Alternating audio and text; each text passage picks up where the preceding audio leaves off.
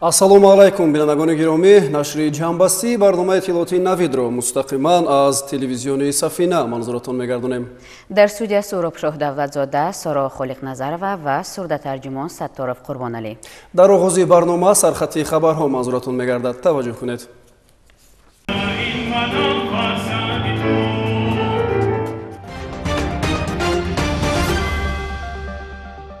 дар мамлакат корҳои омодагӣ барои дар сатҳи баланди ташкилию сиёсӣ баргузор намудани интихоботи вакилони маҷлиси намояндагон ва маҷлисҳои маҳаллии вакилони халқ идома доранд. дар ҳамин замина имрӯз таҳти роҳбарии раиси комиссияи марказии интихобот ва райпурсии ҷумҳурии Тоҷикистон Бахтиёр Худоёрзода ҷаласаи навбатии комиссияи марказӣ баргузор гардид. дар ҷаласа масъалаи ба қайдгирии рӯйхати номзадҳо аз ҳизби халқии демократии Тоҷикистон, ҳизби демократии Тоҷикистон, ҳизби коммунистии Тоҷикистон, ҳизби ислоҳоти иқтисодии Тоҷикистон, ҳизби аграрии Тоҷикистон ва ҳизби социалистии Тоҷикистон ба вакилии маҷлиси намояндагони маҷлиси олии ҷумҳурии Тоҷикистон дар ҳавзаи ягонаи умуми ҷумҳуриявии интихобот баррасӣ гардид. дар марҳалаи пешбарӣ ба ҳавзаи ягонаи умуми ҷумҳуриявии интихобот аз ҷониби ҳизбҳои сиёсӣ 70 нафар номзад пешбарӣ гардида буд. комиссияи марказӣ мувофиқати номзадҳои пешбарӣ гардидаро ба талаботи Конститутсияи ҷумҳурии Тоҷикистон ва қонуни конститутсионии ҷумҳурии Тоҷикистон дар бораи интихоботи маҷлиси олии ҷумҳурии Тоҷикистон мавриди омӯзиш қарор дод. бо қарори дахлдори комиссия рӯйхати номзадҳои ҳизбҳои сиёсии болозикр ба вакилии маҷлиси намояндагони маҷлиси олии ҷумҳурии Тоҷикистон ба ҳавзаи ягонаи умуми ҷумҳуриявии интихобот тасдиқ гардид. ҳамин тариқ аз ҳизби халқии демократии Тоҷикистон 28 номзад, ҳизби демократии Тоҷикистон 3 номзад, ҳизби коммунистии Тоҷикистон 5 номзад, ҳизби ислоҳоти иқтисодии Тоҷикистон 13 номзад, ҳизби аграрии Тоҷикистон 13 номзад ва ҳизби социалистии Тоҷикистон 6 номзад. дар маҷмӯъ 68 номзад ба қайд гирифта шуданд. ҳизбҳои сиёсӣ баъд аз ба қайдгирӣ ҳуқуқ доранд ташвиқоти пеш аз интихоботии худро оғоз намоянд. ташвиқоти пеш аз интихоботӣ баъди ба қайдгирӣ оғоз гардида як рӯз пеш аз интихобот қатъ мегардад. комиссияи марказӣ инчунин дар бораи ба қайдгирии ҳайати мушоҳидони байналмилалӣ аз ассамблеяи байниполарламонии иттиҳоди давлатҳои мустақил, дафтари ниҳодҳои демократӣ ва ҳуқуқҳои инсони созмони амният ва ҳамкорӣ дар Аврупо, ассамблеяи байниполарламонии созмони аҳдномаи амнияти дастҷамъӣ ва созмони ҳамкории Шанхай қарор қабул намуд. ҳамчунин байни ҳизбҳои сиёсӣ дар интихоботи вакилони маҷлиси намояндагони маҷлиси олии ҷумҳурии Тоҷикистон иштироккунанда бо мақсади эҳтироми ҳуқуқи интихоботии шаҳрвандон, риояи сатҳи баланди фарҳанги сиёсӣ ва маърифати интихоботӣ, эҳтиром гузоштан ба ҳуқуқи интихоботӣ дигар субъектони раванди интихобот дар ҷараёни ташвиқоти пеш аз интихоботӣ, суистифода накардан аз озодии воситаҳои ахбори омма, риояи Конститутсияи ҷумҳурии Тоҷикистон, қонуни конститутсионии ҷумҳурии Тоҷикистон дар бораи интихоботи маҷлиси олии ҷумҳурии Тоҷикистон ва дигар санадҳои меъёрии ҳуқуқӣ, созиш вобаста ба гузаронидани ташвиқоти пеш аз интихоботӣ дар интихоботи вакилони маҷлиси намояндагони маҷлиси олии ҷумҳурии Тоҷикистон 2 марти соли 2025 ба имзо расонида шуд. корҳои омодагӣ барои дар сатҳи баланди ташкиливу сиёсӣ баргузор намудани интихоботи даъвати нави вакилони маҷлиси намояндагони маҷлиси олии ҷумҳурии Тоҷикистон ва маҷлисҳои маҳаллии вакилони халқ идома доранд.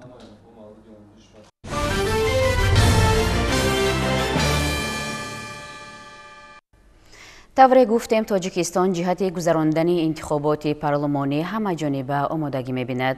баргузор намудани ин чорабинии муҳими сиёсӣ аз ҳар шаҳрванди мамлакат масъулияти бузург ва зиракии сиёсиро талаб менамояд. ҷомеаи мутамаддинро бе раванди интихоботи демократӣ тасаввур кардан ғайриимкон аст. интихобот дар низоми демократӣ яке аз муҳимтарин падидаҳое мебошад ки ифодаи ирода ва иштироки бевоситаи халқро дар идора кардани давлат таъмин менамояд. гузориш аз шаҳри Конибодон. дар шаҳри Конибодон бо мақсади дар сатҳи баланд баргузор намудани маъракаи муҳими сиёсӣ, интихоботи вакилони маҷлиси намояндагони маҷлиси олии ҷумҳурии Тоҷикистон ва маҷлисҳои вилоятиву шаҳрӣ тадбирҳои мушаххас андешида шуда мувофиқ ба муқаррароти қонунҳои марбута ҳавза ва участкаҳои интихоботӣ ташкил карда шуданд. дар асоси қарори комиссияи марказии интихобот ва райпурсии ҷумҳурии тоҷикистон ҳавзаи интихоботии конибодом рақами 19 ташкил гардида тибқи маълумоти оморӣ шумораи пешакии интихобкунандагони ин ҳавза 85039 нафарро ташкил медиҳад ки 875 нафари онҳо бори аввал овоз хоҳанд дод. баҳри дар доираи талаботи конститутсияи ҷумҳурии тоҷикистон қонунҳои амалкунанда дар сатҳи баланди ташкилӣ ва маърифати ҳуқуқи шаффофу озод ба таври демократӣ ва бо иштироки фаъолонаи интихобкунандагон баргузор намоии ин чорабинии сиёсӣ инҷо тамоми тадбирҳои зарурӣ андешида шудаанд. дар ҳавзаи интихоботӣ тамоми корҳои омодагӣ дар рафти иҷрои интихоботӣ дар пеш истода ба ки санаи 2 март баргузор мегардад корҳои омодагӣ идома дорад. имрӯз ба ҳавза 4 нафар номзадҳо ба вакили маҷлиси намояндагони маҷлиси олии ҷумҳурии тоҷикистон ба қайд гирифта шуданд. 1 нафар пешбарӣ аз ҳизби халқи демократии ҷумҳурии тоҷикистон, 1 нафар аз ҳизби аграрӣ ва 2 нафар худпешбарӣ мебошанд. ҳамаи онҳо ҳуҷҷатҳо омода гардида шудааст, аллакай аризаҳошон ба қайд гирифта шудааст. мо имрӯз дар ҳудуди ҳавза 57 участка ки мо қарор дорад, ҳамаи ба участкаҳои ки 57 ҳамаи маводҳои иттилоотӣ пурра таъмин карда шуданд ва номзадҳо пешбарӣ шудагон ба қайд гирифта шудааст. бо қарори ҳавзаи комиссия аллакай дастрас гардидааст. гуфтан зарур аст ки тамоми рӯйхати овоздиҳандаҳо аллакай омода аст ва ба пуррагӣ барои гузарондани дар сатҳи баланди сиёсӣ ин чорабинӣ барои интихоботи дар пеш истода омодагӣ пурра истодааст. дар ҳамаи участкаҳои интихоботии ҳавзаи интихоботии конибодом рақами 19 корҳои омодагӣ ҷиҳати дар сатҳи баланди ташкилӣ доир намудани интихоботи дар пеш истода идома дошта байни аҳолӣ оид ба иштироки фаъолонаи онҳо дар ин маъракаи муҳими сиёсӣ корҳои фаҳмондадиҳӣ ба роҳ монда шудааст. ҳамаи он участкаҳои интихоботие ки мо дидан намудем мутобиқи талабот ҷиҳозонида шудаву то ин замон рӯйхати интихобкунандагон тартиб дода шуда бо ҳуҷра ва қуттиҳои махсус хонаҳои модару кӯдак, ёрии тиббӣ, утоқи кории комиссияи интихоботӣ, навиштаҷотҳо, нишонаҳои сарироҳӣ, мизу курсӣ ва дастуру ҳуҷҷатҳои лозимӣ таъминанд. ҳамчунин барои афроди имконияташон маҳдуд ва фаъолияти нозирони минтақавию байналмилалӣ низ шароити зарурӣ фароҳам оварда шудааст. طبق دستور کمیسیه مرکزی انتخابات و رایپرسی جمهوری تاجیکستان با مقصد بلند برداشتن فرهنگ سیاسی انتخاب کنندگان کارهای ترغیباتی و تشویقاتی راه اندازی گردیده وابسته به بلند برداشتن روحیه خودآگاهی و خویشتن‌شناسی، معرفت حقوقی و شرکت فعالانه در معرکه انتخاباتی در کوچه و خیابان‌های شهر شعار و آویزه‌های اطلاعاتی و دعوت کننده نصب کرده شدند.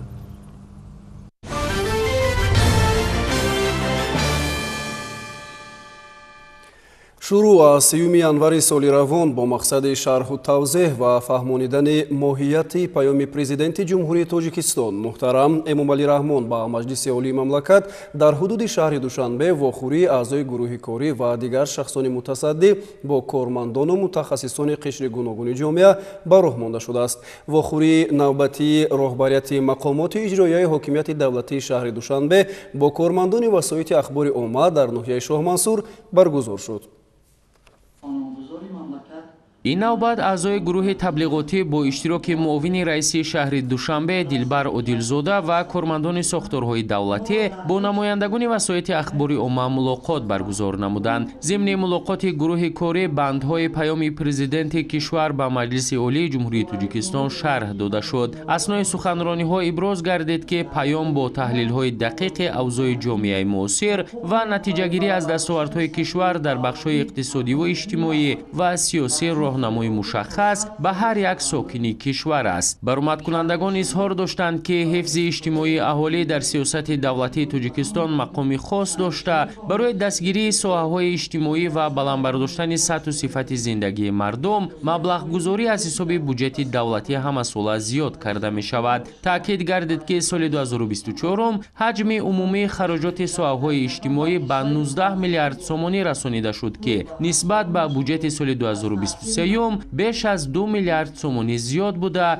43% خراجات بودجه دولتی را تشکیل می‌دهد. در این ضمن حکومت مملکت در سمت تأسیس دادن جایهای نوی کاری، بلند برداشتن مزد مهنت، نفقه و استیپندیاها، اینچنین زیاد نمودن درآمد پولی اهالی منتظم تدبیرهای ضروری را عملی کرده ایستادند. در ادامه برآمدها گفته شد که پیام پرزیدنت تاجیکستان با مجلس عالی جمهوری تاجیکستان از لحاظ فراگیری مسائل مهم حیاتی سیاسی، اقتصادی و اجتماعی مملکت در زمان قوت گرفتن رقابت‌های گلوبالی دولت‌های ابرقدرت و دریافت راه‌های حل مشکلات بشری با اقدام نوین حجت ارزشمند و هدایت‌ساز مردمی مملکت محسوب می‌شود.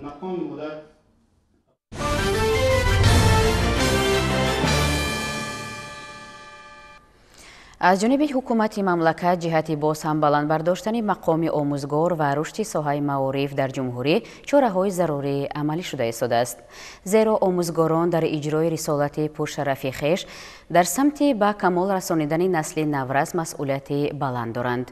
پرزیدنت جمهوری تاجیکستان محترم امامعلی رحمان در پیام به مجلس عالی در برابر دیگر ساحه‌های حیاتاً مهم جامعه به ساحه معارف مخصوصاً فعالیت مؤسسه‌های تا مکتبی توجهی زیاد ظاهر نمودند. تفصیلات بیشتر در شرح همکاران ما از ناحیه میر سعید علی حمدانی.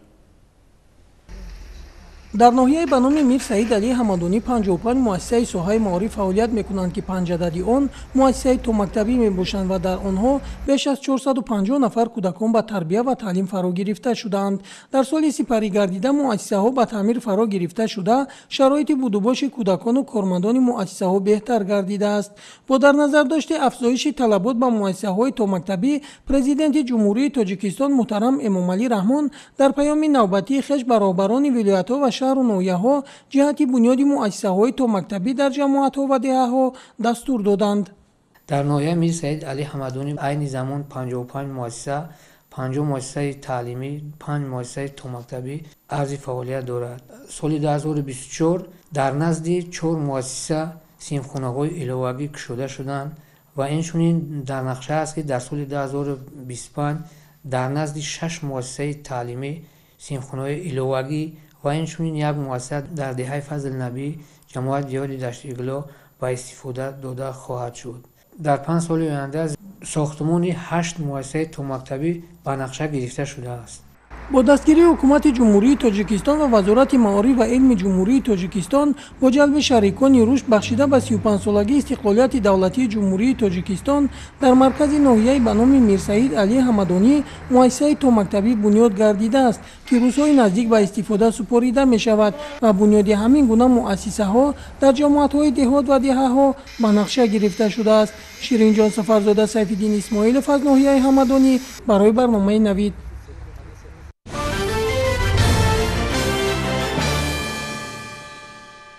лозим ба зикри хос аст ки ҳукумати ҷумҳурии тоҷикистон дар низоми маориф ба масъалаи бунёди муассисаҳои томактабӣ таваҷҷӯҳи хоса зоҳир мекунад. дар асоси дастуру супоришҳои президенти ҷумҳурии тоҷикистон муҳтарам эмомалӣ раҳмон, масъулин дар ноҳияи нуробод низ талош доранд ки шароити таълиму тарбия дар муассисаҳои томактабиро беҳтар кунанд. ҳамзамон дар деҳоти ин ноҳия бунёди як қатор кӯдакистонҳо шурӯъ гардидааст. در ناحیه نوروباد 2 مؤسسه تحصیلات تا مکتبی فعالیت دارد که در آنها 143 نفر کودکان به تعلیم و تربیت فرا گرفته شده است. اکثر کارمندان آن را زنان و بانوان تشکیل می‌نمایند که همه‌روزه به پرستاری و تربیت کودکان در این مؤسسه مشغول هستند. در بینای مذکور برای تعلیم و تربیت و فراغت کودکان میدانچه‌های بازی، صنفخانه‌های تعلیمی، مشغولیت‌ها و آشخانه و دیگر شرایط‌های ضروری فراهم آورده شده است. هرچند مؤسسه تو مکتبی مذکور فعالیت منتظم داشته باشد هم، ولی طلبات روح‌افزون اهالی ناحیه را پررا قانع گردانیده نمی‌تواند. طبق قرار حکومت جمهوری تاجیکستان درباره استراتژی ملی رشد معارف برای دوره تا سال 2030 بر رشد مؤسسه‌های تو مکتبی در محل دقت خاصه داده شده، تصمیم گرفته شده است که در شهر و دهات باغچه کودکستان‌های نو بنیاد یابند. در جماعت دهات حکیمی در دهه صداقت با سهم صاحبکاران و شخصان سخاوتمند دهه ساختمان بنای 2 آشیانه کودکستان خصوصی برای 120 نفر ادامه دارد. حالا در کودکستان ما 85 نفر کودک به تعلیم و تربیت فرا گرفته شده است. مربیان ما باشد 6 نفر بوده دارای تخصصی عالی می باشد. این سال باشد در مؤسسه ما برای کودکان زبان‌های خارجی از جمله از زبان انگلیسی به راه مانده شده است. ما امکانیت داریم که شماره کودکان را به 140 نفر رسانیم. در نزد 23 مؤسسه تحصیلات عمومی نوحیه 23 گروه مرکز انکشاف کودک با فراگیری 352 نفر کودک فعالیت می نماید. در نزد 16 مؤسسه تعلیمی بینی‌های نو ایلوگی بنیاد شده ایستاده است. در نزد مؤسسه تحصیلات میانه عمومی رقم 27 جماعت دیات حکیمی برای آموزگاران و برای آموزگاران و 8 صنفخانه برای خوانندگان صنفخانه ایلوگی ساخته شده ایستاده است. در مجموع در نزد 16 مؤسسه تعلیمی 71 صنفخانه ایلوگی برای 1420 نفر خواننده ساخته شده ایستاده است. مشکلات اساسی ما همین بود که برای جای نشست خوانندگان نورسایی بود. با همراهی اهل دهه مصلحت کردم در نزد مؤسسه یک بنا ساختیم که جای 400 نشست است. مشکلات ما در دبست حل می شود.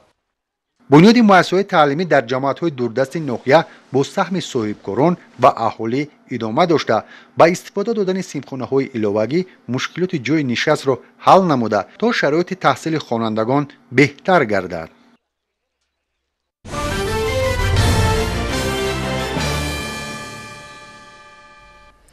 امروز در агентии инновация ва технологияҳои рақамӣ назди президенти ҷумҳурии тоҷикистон 13 нафар ғолибони озмуни ҷумҳуриявии илм-фуруғи маърифат аз номинатсияи ихтироъкорӣ ва навоварӣ қадрдонӣ карда шуданд.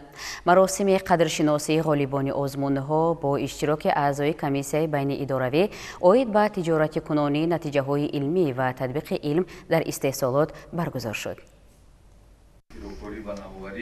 роҳандозӣ шудани озмуни ҷумҳуриявии илмфуруғи маърифат василаи хубе гардид дар рушди техникаю технология ва дарёфти ихтироъкорону навоварон дар ин самт.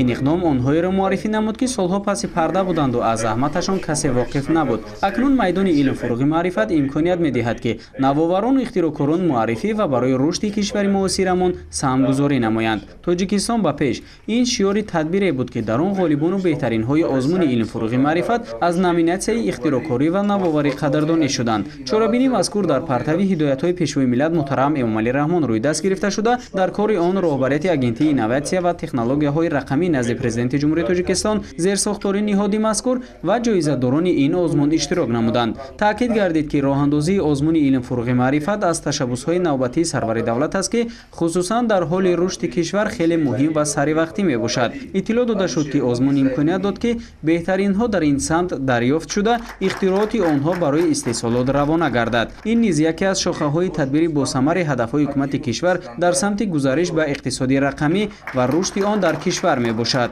изҳори боварӣ карда шуд ки таҳти сиёсати эҳёсозӣ пешвои миллат муҳтарам Эмомалӣ Раҳмон дар ояндаи наздик кашфиёту ихтироъоти ҷавонони замони соҳиби истиқлол дар соҳаҳои мухталифи илм ва технология дар сатҳи байналмилалӣ эътироф ва бар рушди иқтисодиву иҷтимоии кишвар мусоидат хоҳад кард.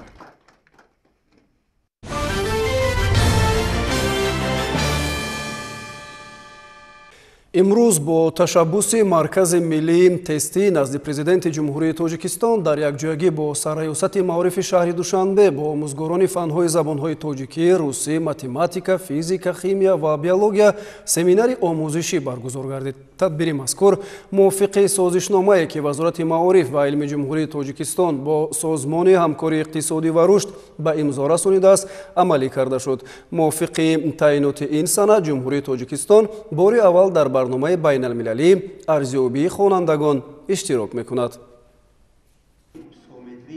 дар семинари мазкур омӯзгорон аз муассисаҳои таълимии таҳсилоти миёна ва умумии шаҳри душанбе иштирок намуданд.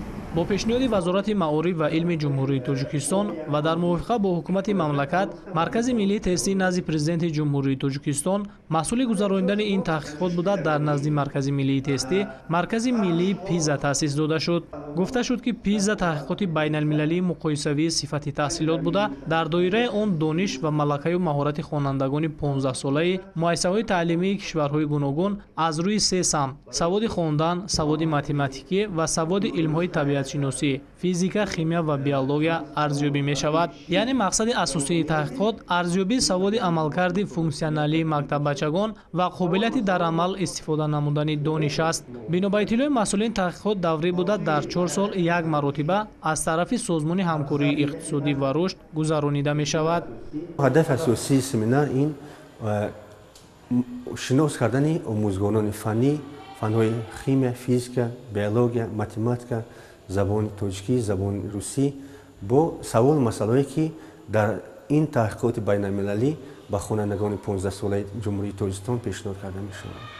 ҳозир баъд аз омӯзиш омӯзгорро метавонанд дар мавриди муайян, дар вақти муайян бо хонандагони синфи 8 ва синфи 9 ки дар синни солашон ба 15 расидааст кору фаъолият намоянд барои омода шудан ба ҳамин таҳқиқоти байналмилалӣ.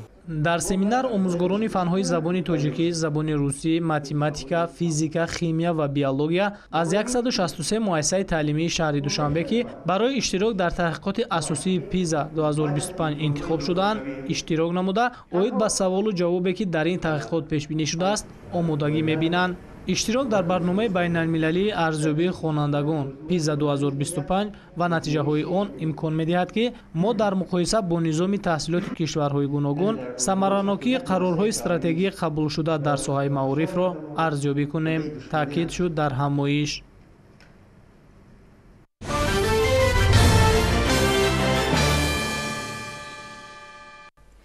нақши эъломияи ҳуқуқи башари Куруши Кабир дар рушди тамаддуни ҷаҳонӣ таҳти ҳамин унвон дар Донишгоҳи Миллии Тоҷикистон ҳамоиши ҷумҳуриявии илми фарҳангӣ доир гардид.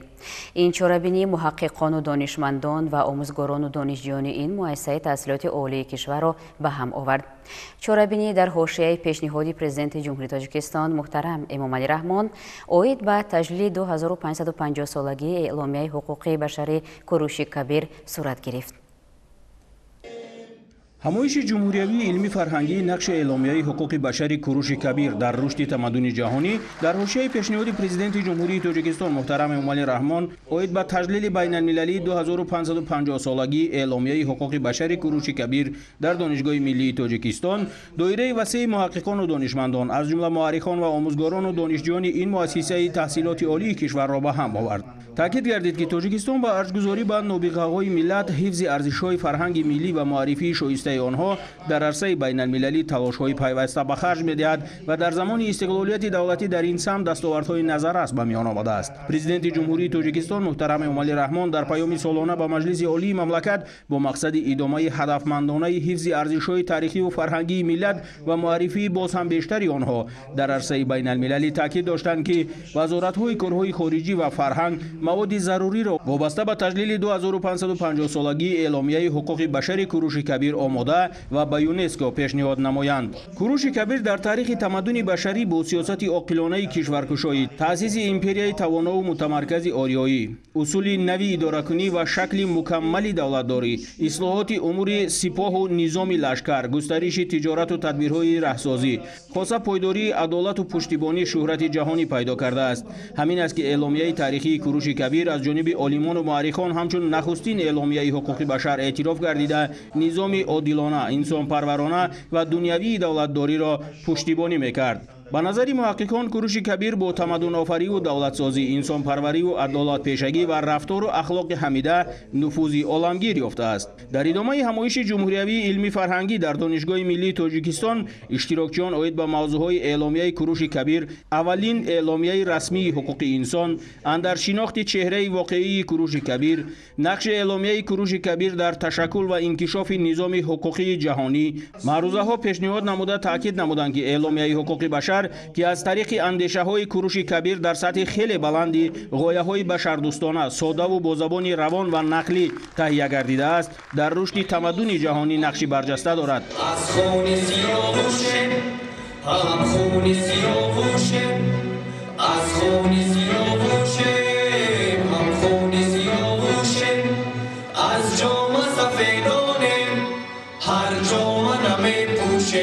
дар фароварди ҳамоиш барномаи рангини ҳунарӣ ки тараннумгари арзишҳои миллӣ ва фарҳанги пурғановати миллати тоҷик буд, пешниҳоди иштирокчиён карда шуд.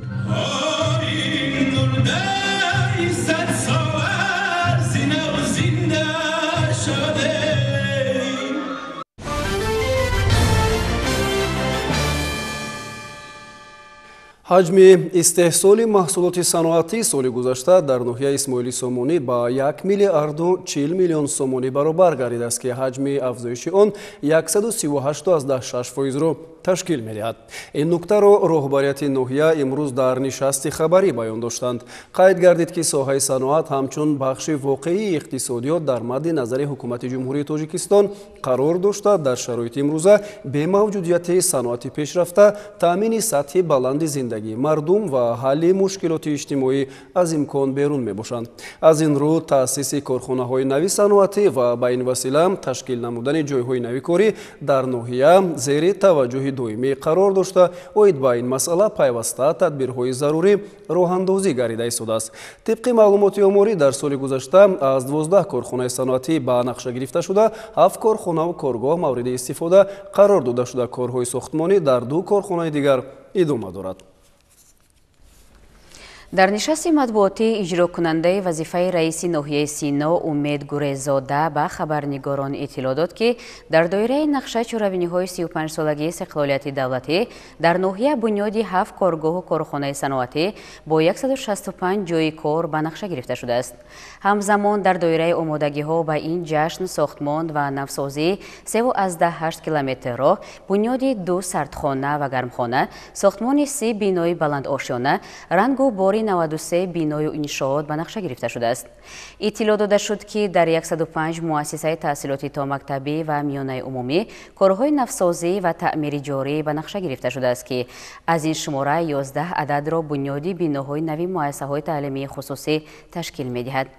ҳоло дар ноҳия бунёди 5 муассисаи таълимии миёнаи умумӣ барои беш аз 6380 ҷойи нишаст, дар 2 баст ва 14 муассисаи томактабӣ барои 2240 тарбиятгиранда идома дорад, гуфта шуд дар нишасти хабарӣ.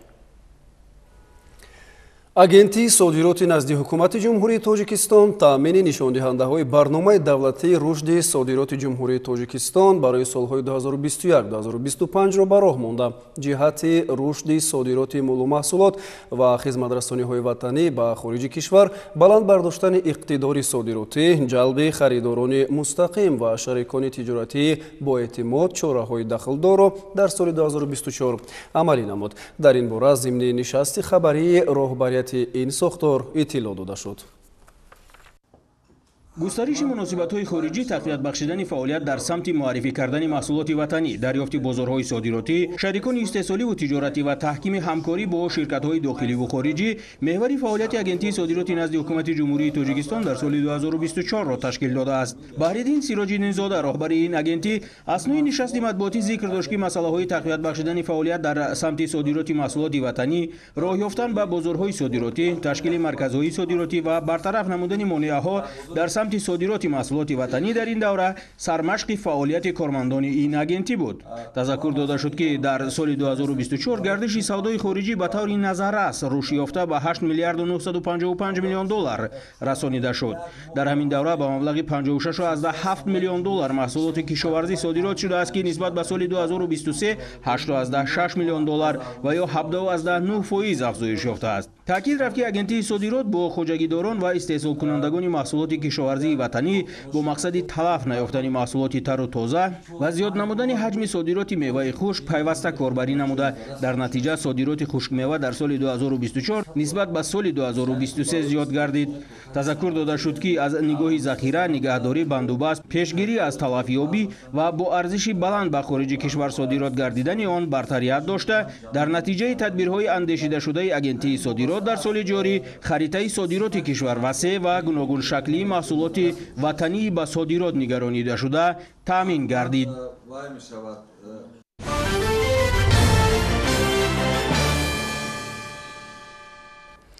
соли 2024 палатаи савдо ва саноати ҷумҳурии Тоҷикистон дар ҳамкорӣ бо вазорату идораҳои дахлдори мамлакат ва сафоратхонаҳои ҷумҳурӣ дар давлатҳои хориҷӣ ва шарикони рушд ба ташкил ва таъмини иштироки ширкату корхонаҳои ватанӣ дар 30 намоишгоҳи байналмилалӣ дар 9 давлати дунё мусоидат намуд. дар ин бора раиси палатаи савдо ва саноати Тоҷикистон Ҳайдар Раҷабов ба хабарнигорон иттилоъ дод. палата иштироки аъзо ва соҳиб صاحبکاران و شرکت‌های وطنی را در نمایشگاه‌های 9 دولتی دنیا از جمله ازبکستان، ایران، فدراسیون روسیه، ترکیه، چین، آلمان، هندوستان و قطر تأمین کرد. اطلاع داده شد که در دایره نمایشگاه‌ها و فورم‌های تجارتی زیاده از 240 سند همکاری نو بین کارخانه‌های وطنی و خارجی به امضا رسید.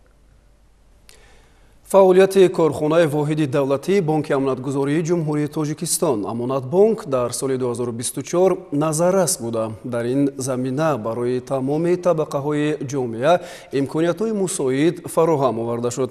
امروز ضمن نشست خبری رئیس ریاست کارخانه واحد دولتی بانک امانتگذاری جمهوری تاجیکستان امانت بانک علیجان سلیمزاده ابراز نمود که با نظر داشته رشد تمام بخش ها در سمت بانکداری فایزهای به اهالی پرداخت نموده بانک 88.7 میلیون سامانی را تشکیل داده است که نسبت به سال 2023 12% زیاد می باشد.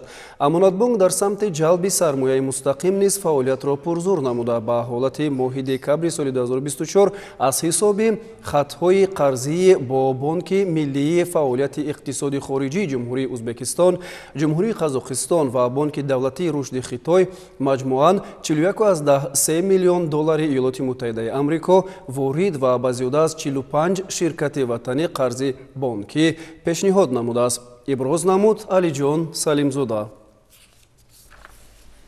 در ناحیه دنغره در رابطه با نتیجه گیری از فعالیت اعضای تشکیلات جمعیتی جوانان سازندگان وطن همایش دایر گردید. در همایش سیاست جوانان یکی از رکنهای مهم دولتداری عنوان شده. نقش جوانان در اعمار دولت دموکراتی و حقوق بنیاد و تشکل جامعه شهروندی در جمهوری تاجیکستان نظررس ارزیابی گردید. дар толори кумитаи иҷроияи ҳизби халқии демократии тоҷикистон дар ноҳияи данғара ҷиҳати натиҷагирӣ намудан аз фаъолияти солонаи намояндагии ташкилоти ҷамъиятии ҷавонон созандагони ватан дар ноҳияи данғара ва вазифаҳо барои фаъолияти минбаъда ҳамоиш доир гардид ки дар он масъулини ташкилоти ҷамъиятии ҷавонон созандагони ватан, кумитаи иҷроияи ҳизби халқии демократии тоҷикистон дар ноҳияи данғара, бахши кор бо ҷавонон ва варзиши ноҳия ва дигар аъзоёни ташкилоти мазкур иштирок доштанд. гуфта шуд ки давлат ва ҳукумати тоҷикистон зери роҳбарии раиси муаззами ҳизби халқии демократии тоҷикистон муҳтарам эмомалӣ раҳмон сиёсати давлатии ҷавононро яке аз масъалаҳои аввалиндараҷа арзёбӣ намуда зери таваҷҷӯҳи доимӣ қарор доданд. таъсиси шӯрои намояндагии ташкилоти ҷамъиятии ҷавонон созандагони ватанро дар ноҳияи данғара ва дигар ноҳияҳои мамлакат яке аз иқдомҳои наҷиб ҳисобиданд.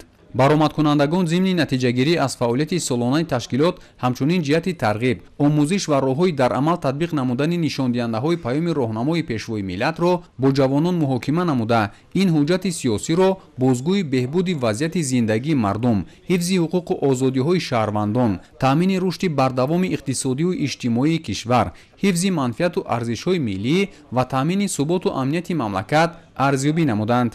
сипас як қатор фаъолони аъзои намояндагии ташкилоти ҷамъиятии ҷавонон созандагони ватан дар ноҳияи данғара ҷиҳати фаъолияти назаррас бо ифтихорномаҳои ташкилоти марказии мазкур сарфароз гардонида шуданд. дар идома иштирокчиёни ин ҳамоиши судманд бо сарбозону афсарони қисми низомии 13483 б вохӯрӣ намуда бо шароити будубоши онҳо шинос шуданд ва ҷиҳати хизмати содиқонаву софдилона ба як қатор сарбозону афсарони ин қисми низомӣ сипосномаҳои ташкилоти ҷамъиятии ҷавонон созандагони ватан супорида шуд. салоиддин неъматов, маҳмудҷони зиёиддин барои барномаи иттилоотии навид аз ноҳияи данғара.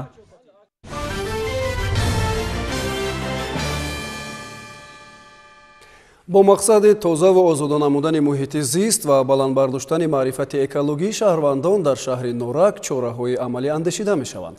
дар мавсими навбатии ниҳолшинонӣ дар ин шаҳр садҳо бех ниҳолҳои ороишиву сояфкан шинонида шуданд. беҳдошти вазъи санитарӣ мавриди таваҷҷӯҳи масъулон қарор дорад. ҷиҳати сарсабзу хуррам гардонидани маҳалли зист бахши ҳифзи муҳити зисти шаҳри норак бо ҷалби корхонаю ташкилот ва сокинон пайваста ҳашарҳои дастаҷамъона гузаронида садҳо бех ниҳолҳои ороишиву сояфкан мешинонанд. дар мавсими ниҳолшинонӣ имсола низ дар кӯчаю маҳаллаҳо ва паҳлӯи шоҳроҳҳо садҳо бех ниҳол шинонидаанд.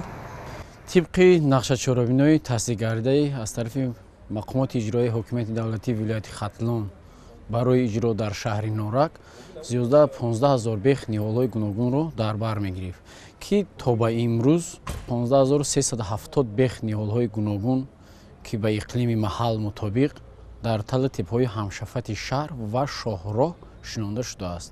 Ҳарчанд мо нақшаро иҷро гардонидем, то 15-20 феврала шинондани ниҳола мо идома медиҳем. дар баробари шинонидани ниҳолҳои ороишию сояфкан ва гулу бутаҳо нигоҳубини онҳо аз ҷониби ташкилоту корхонаҳо ва шахсони алоҳида ба роҳ монда шудааст. Инчунин барои беҳтар гардидани вазъи санитарию эпидемиологии ноҳия муассисаҳои коммуналии шаҳр даҳҳо кӯб партовҳоро тариқи автомашинаҳои соҳавӣ ба партовгоҳ мекашонанд. Ширинҷон Сафарзода, Сайфиддин Исмоилов аз шаҳри Норак барои барномаи Навид.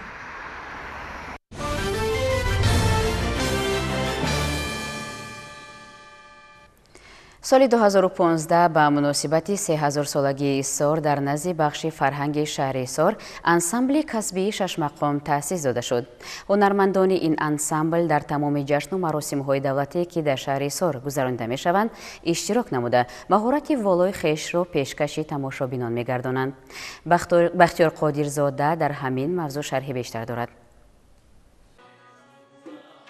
дар толори китобхонаи шаҳри ҳисор шоми Шашмақом таҳти унвони мақоми наво баргузор гардид. дар ин чорабинӣ фарҳанги фароғатӣ аз ҷониби беҳтарин мақомдонҳои ансамбли Шашмақоми филармонияи халқӣ ба номи Тоҷиддин Муҳиддинови назди шуъбаи фарҳанги шаҳри Ҳисор таронаи Ироқи Ҳисор ва Ушоқи Ҳисор иҷро карда шуд, ки бас дилнишину гуворо буд. гуфта шуд, ки шоҳасари мусиқии халқи тоҷик Шашмақом ганҷи бебаҳост. фарзандони ҳунарманду фарзонаи халқи тоҷик ин шоҳасарро ҳамчун забони ноби хеш, чун яке аз рукнҳои санъату маданият ва ҳунари худ аз сина ба сина ва аз забон ба забон то давраи мо оварда расондаанд. дар шоми мақоми наво ҳунармандони шинохтаи ин санъати асилу мондагор Шамсиддин Муҳиддинов, Фурқат Саид, Хусрави Муҳиддин, Фарангиз Гиёева ва чанде пайравону сабақомӯзони мактаби мақом ҳунарнамоӣ карда хотири ҳаводорони санъати классикии тоҷикро болида гардониданд. роғибони санъати волои Шашмақом бевосита бо устодони ин ҳунари беназир суҳбат ороста аз мазмуну муҳтавои дурдонаҳои гӯҳарбор, ғизои маънавӣ гирифта равзанаи ошноӣ боз намуданд. бояд бигӯям, ки маҳфиле ки имрӯз дар шаҳри Ҳисор аз ҷониби ҳунармандони ансамбли Шашмақом сароён баргузор гардид, хеле хотирмон буд ва дар толор аҳли зиё, дилбастагону дилдодагони ин навъи мусиқӣ ҳозир буданд ва ҳар ки андешаҳои худашонро мегуфтанд ва ман ҳам чизе ба худ бардошт кардам, зеро солҳост бо ин мусиқӣ ки ҳамканорам, дар канори ин мусиқӣ зиндагӣ мекунам ва мебинам, ки дар як гӯшаи дигари кишвари азизи мо Шашмақом рушд мекунад, садояш ба фалак мепечад. инҷо ҷавонон нохостаҳои нохондаҳои худро мехонанд. инҷо шӯру шари Шашмақом ба осмон дака мехӯрад ва медидам ҳам қисмати мутрибон, ҳам қисмати хонандагон ва ё сарояндагон нағмапардозӣ мекунанд ва аз сурудҳои нохонда инҷо хонданд ва хушбахтона таронаҳои инҷо садо доданд, ки дар замони соҳиби истиқлолии кишвари мо арзи ҳастӣ карданд ва аз ҷониби устодони варзида рӯи тора оҳанг омаданд ва пешниҳоди аҳли завқ гардиданд. месазад чунин шабнишиниҳо ва арҷгузорӣ ба мероси фарҳангии ниёгонамон, ки боиси хушнудӣ ва қаноатмандии мухлисони санъати классикии тоҷик мегардад, пайваста доир гардад ва дар ин равия пайравони зиёдеро ба камол расонанд.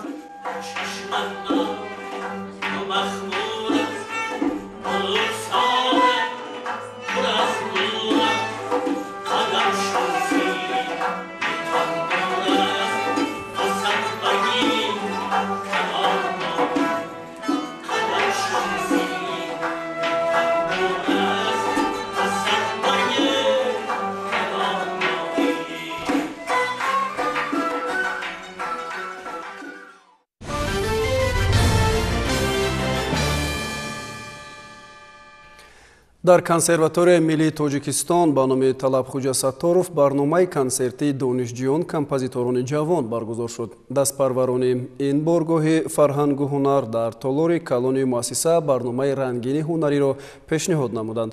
ҳамкорони мо низ тамошобини ин консерт буданд ва таъссуроташонро дар як гузориши худ пешниҳод мекунанд.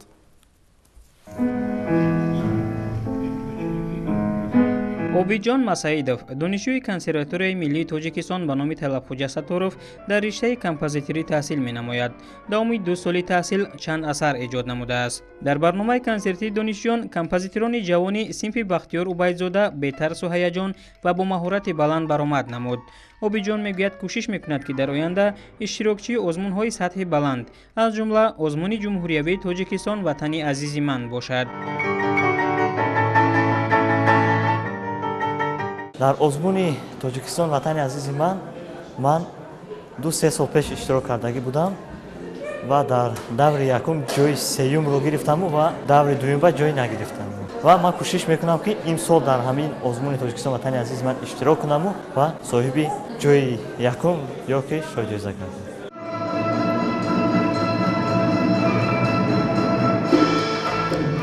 дар қатори обиҷон дар консерваторияи миллӣ композиторони ҷавон зиёданд. Лутфулло Раҳматулло ва Эмомназар Насриддинов низ дар ин консерт асарҳои худро пешниҳод намуданд.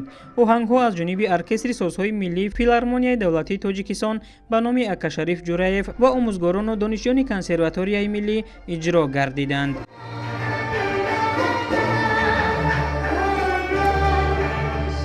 солҳои охир дар мамлакат истеъдодҳои ҷавон зиёд пайдо мешаванд.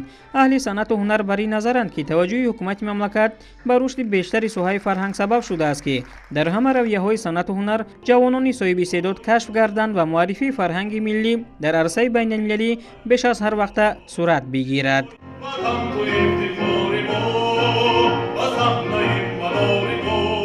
мо бояд имрӯз шукр кунем ки дар ҷумҳурии Тоҷикистон дар пойтахти азизамон шаҳри Душанбе консерваторияи миллии Тоҷикистон ба номи Талабхуҷа Сатторов яъне кор ва фаъолият дорад ва дар ин ҷо дар қариб ҳамаи соҳаҳои ҳамин жанри мусиқӣ донишҷӯён аз омӯзгорони бо таҷриба яъне сабақ меомӯзанд. ман боварии комил дорам ки дар оянда аз инҳо яъне композиторони номии ҷумҳурии Тоҷикистон пайдо мешавад. ин бисёр боиси хурсандист.